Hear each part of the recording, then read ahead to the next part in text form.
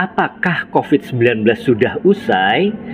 Saya tidak pernah bilang demikian loh.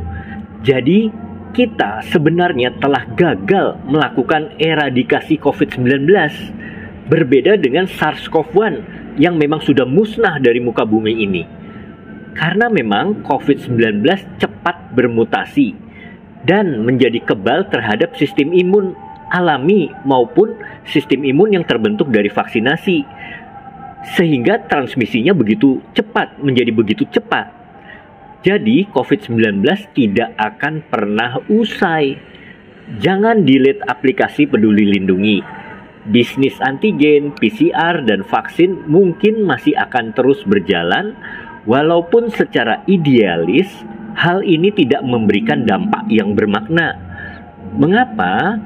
Nanti akan saya jelaskan. Ancaman baru COVID-19 itu bukan lagi gagal napas akut, tapi lebih holistik, mencapai pelbagai aspek kehidupan manusia.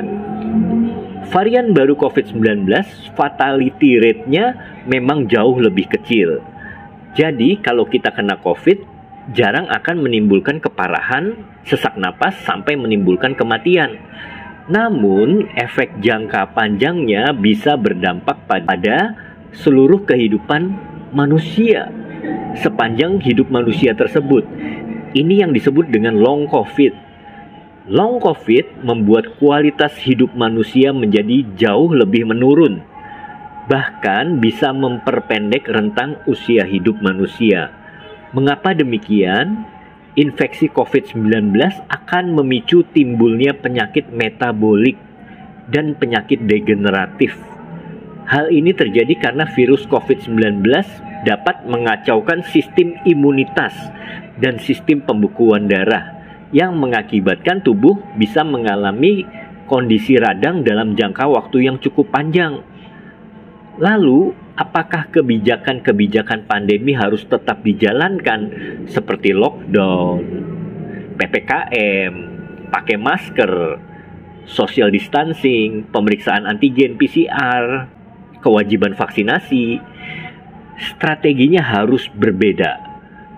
Kita harus menemukan vaksin yang benar-benar efektif sehingga tidak terjadi breakthrough. Kita harus tanggap melakukan deteksi dan pengobatan dini dengan antivirus yang adekuat.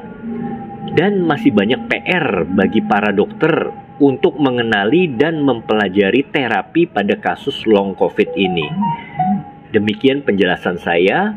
Semoga menjadi concern kita semua dan semoga ini bermanfaat. Jadi memang kebijakan harus diperbaharui karena COVID-19 bukan lagi seperti varian Alpha sampai Delta. Tetapi varian Omicron ini case fatality rate-nya menurun, jauh menurun dan sulit ditahan oleh vaksin. Jadi harus dicari lagi vaksin yang lebih baru atau dirubah lagi strategi penanganan, pencegahan, dan pengobatan. Demikian penjelasan dari saya, Dr. Gregory Budiman. Semoga bermanfaat bagi kita semua.